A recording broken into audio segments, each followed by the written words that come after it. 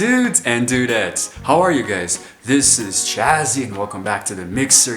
This is the segment on my channel where I can show you guys how intelligent I am, how smart I have become ever since my early days in YouTube doing really dumb personal videos. Now I give you guys information, I talk about random stuff, and I educate my subscribers to make you guys feel smarter than you really are. I mean, just make you smarter in general, and that kind of thing. And I got this gonna go, but anyway, so today's a nice day, the sun is nice and it's cool, the sun is out, so there's gonna be a lot of really good lighting. There's a little bit of a few breezes, so it feels good. It's a nice chilly day.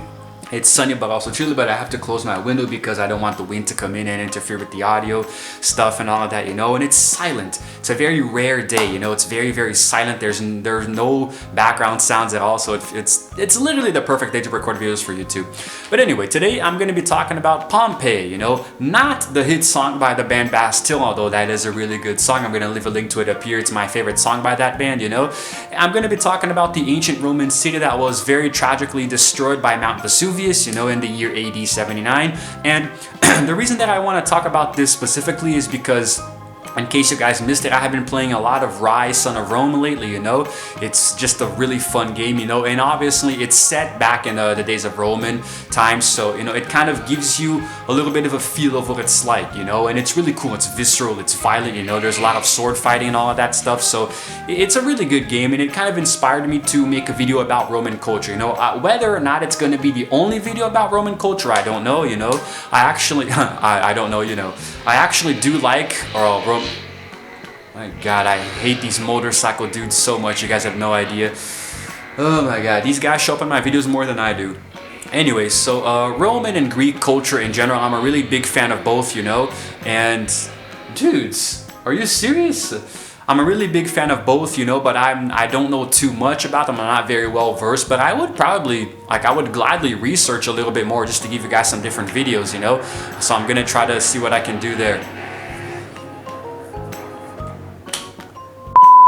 Anyway, so I'm pretty sure that even if you're not a history buff, you know about the city of Pompeii. I think everybody knows Pompeii, across the world in every single different language there is. Pompeii is a very famous city, and even though, it existed so long ago, it kind of fascinates me to this day, but for different reasons, and I hope that some of the comments that I make don't come off as insensitive, because obviously what happened to Pompeii is a very tragic and sad thing, a lot of people lost their lives in horrific ways, and the way that they lost their lives is still preserved today through the not exactly fossilized, but the volcanic remains. I'm not entirely sure how the process works, but I will talk about it and show you guys some photos, but I just wanted to kind of lead into that there. So let me explain to you guys a little bit more in detail about what exactly happened to this doomed city.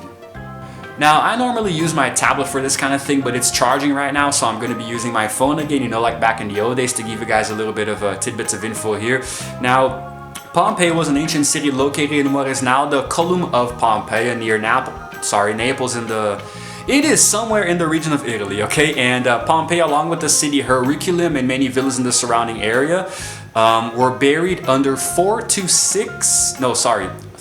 to 20 feet of volcanic ash and pumice when the volcano erupted in 79, and it's actually a very nice city. Today it's a tourist attraction because that's how humanity works. Whenever something bad happens, we immediately turn it into a tourist attraction so people can go and see it, and it's largely preserved under the ash, and it's really weird because the excavated city today, if you go there today to visit, you can see that it's frozen at the moment that it was buried, so, and it actually gives you a really good and detailed insight into the everyday life of the inhabitants, I gotta speak slower in these videos, although much of the evidence was lost in the early excavations, Now here's the thing, guys, it is a UNESCO World Heritage Site, just like the Chinese Terracotta Army that I talked about some time ago, and one of the most popular tourist attractions in Italy with approximately 2.5 million visitors annually. Wow. Now, after many excavations prior to 1960, they had uncovered most of the city but left it in decay. Further excavations were banned, and instead they were limited to targeted prioritized areas, and then, as recently as 2018, these led to new discoveries in some previously unexplored areas of the city. Okay, now here's the thing. I do believe that Pompeii is a place that when you visit it, I mean, it literally is, like I said, it might come off as a little insensitive, but despite the tragedy, despite the sad, deaths all over the place that happened, it still is a beautiful place to look at, because it is literally time frozen in place. People died while they were eating a meal at their table, or walking their dogs didn't exist back then, I think, while they were on their horses, they were tending to their guards, they were bathing, so like when the volcanic ash came, it instantly killed everyone, so people running, people hiding, people cowering, it's a place that is frozen in time, and it's very sad, but at the same time it's nice. I'm gonna show you guys a few photos here of what the city looks like today.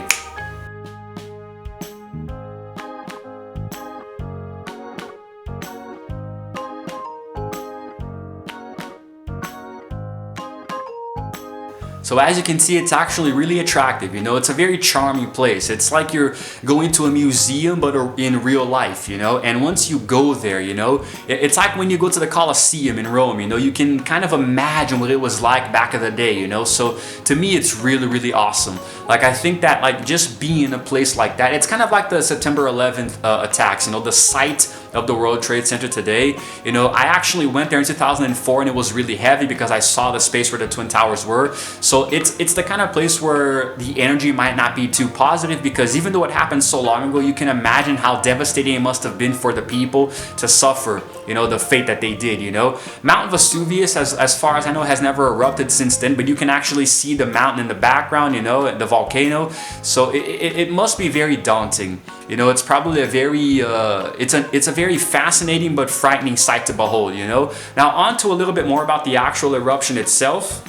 It's one of the deadliest eruptions in European history, and I have a few tidbits of info here for you guys. It erupted and spewed forth a deadly cloud of superheated tephra and glasses to a height of 33 kilometers or 21 miles, ejecting molten rock, pulverized pumice, and hot ash at 1.5 million tons per second, which ultimately released 100,000 times the thermal energy of the atomic bombings of Hiroshima and Nagasaki. And now, pyroclastic flows, it exploded into the stratosphere, penitence, At the time, the region was part of the Roman Empire, and several cities were obliterated and buried underneath massive pyroclastic surges and ashfall deposits. Oh my god. The best known, of course, being Pompeii and Herculaneum.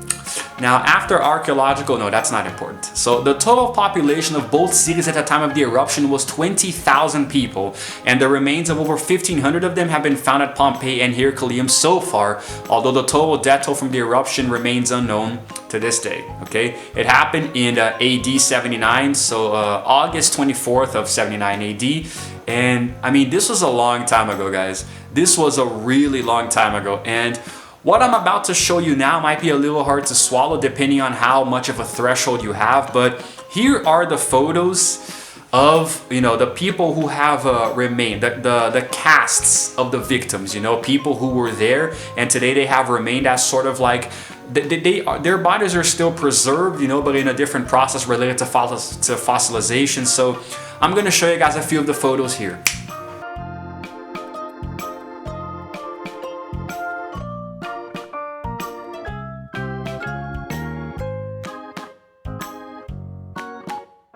Pretty unsettling, huh? And aside from that, what you guys just saw, there's even like skeletons and stuff. It's really creepy. Like, I'm gonna show you guys one here.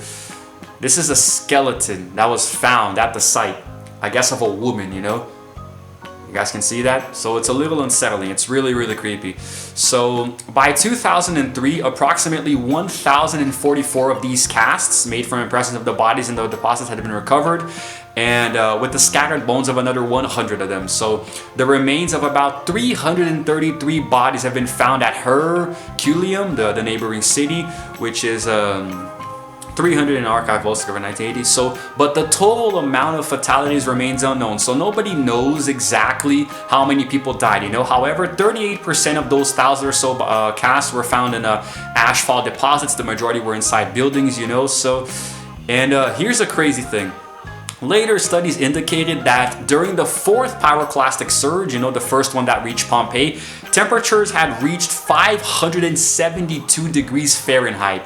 So imagine a cloud of ash engulfing you at 572 degrees Fahrenheit. You burn immediately. You die instantly. It's an insta-kill. There's no chance of you surviving this, you know. This is enough to kill a person in a fraction of a second, guys, you know. So you don't even feel it. It's so hot that you don't even freaking feel it, you know. Now, the contorted postures of the bodies, you know, like they were frozen in suspended animation. The effect were not the effects of long agony, but of the cadaveric spasm, a consequence of heat shock on the corpses, you know. And the heat, it's what it says here, the heat was so intense that organs and blood were vaporized and at least one victim's brain was vitrified by the temperature. Wow. And the neighboring city, you know, which was a lot closer to the actual crater, was saved from temper falls by the wind direction, but was also buried under 75 feet of material deposited by the pyroclastic surges. It is likely that most or all of the known victims in this town were killed by the surges, particularly given evidence of high temperatures found on the skeletons of the victims and this and that. But okay. Now, at the very end here, about 279 feet of the coast had been evacuated, but more casualties may be waiting to be excavated. But anyway, that's more or less how it is, guys. That is a little bit of a... But I'm not done yet. I just wanted to... I think I'm going to stop reading, though. Normally, back in the day, I would like to actually do more research and have like a script of sorts, but because I'm really excited to do this video and I wanted to get it out, and I also have a few others to record, I wanted to do it this way here. But it looks better when I have my tablet, you know, which is charging right now. But anyway, so here's the thing.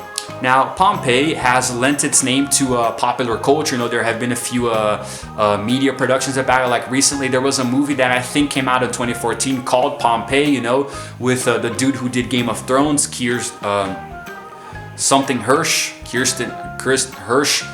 something like that. The guy who did Jon Snow in Game of Thrones, you know. It was a very good movie that was kind of like a mixture of a disaster movie and also kind of like Gladiator with Russell Crowe, you know, which I think was really cool. It's a different spin on the Pompeii movie, you know, like they did Titanic, you know, like giving us a story, a fictional account of two people on the doomed ship, you know, and now it gave us an account of two doomed people who actually, against their own will and against everyone's wishes, they fell in love, you know, a high-class princess of sorts and a gladiator who was doomed to die anyway, you know, who makes friends with another gladiator in the Colosseum, you know. So the story is really cool, and of course we all know what's going to happen, you know, so we know what the climax is going to be. We know that they're not going to escape, so it was really sad. It was tragic, you know. When I was younger, I used to read these books called Magic Treehouse by Mary Pope Osborne, and she did one about Mount Vesuvius, Pompeii, you know, and how the kids escaped right as the volcano erupted, and things were going to hell. And it's really haunting, guys, because if you really think about it, I mean, obviously, I mean, it was very long ago and it's kind of preserved in our history now, but I mean, it's sad as hell, you know, because try to imagine being in these people's places, you know, try to imagine being there with all of this going to hell, everything happening, and you not even knowing what it was like. There were people, like, try to imagine how loud the explosion was, you know, and try to think, like, I think that if you were standing close to the mountain, to the volcano, you would have gone deaf. You know, you would have literally gone deaf, you know. It's really freaking crazy. I'm going to show you guys now a few artist renditions of what it may have looked like when the volcano erupted.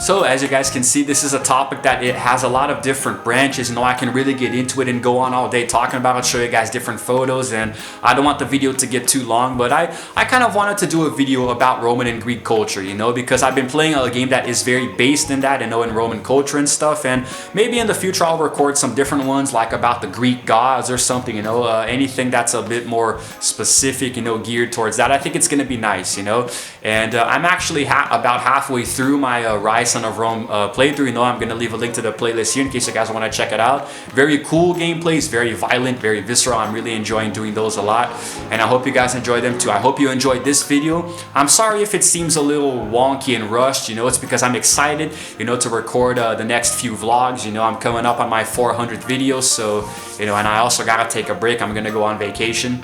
But more on that later. I hope you guys liked this one. If you did, give it a like. If you didn't for some reason, you can give it a dislike. There's no problem. Both of them help the video grow and the channel as well, so I really do appreciate it. And drop a comment below telling me if you guys want an actual video later talking about more about Roman culture, Greek culture, you know, the customs, traditions, the gods that they believed in, you know. I think it's gonna be really cool to put some research into that, so let me know. And that's it for now, okay? This is Chazzy signing out for now, and as always, I will see you guys in the next video.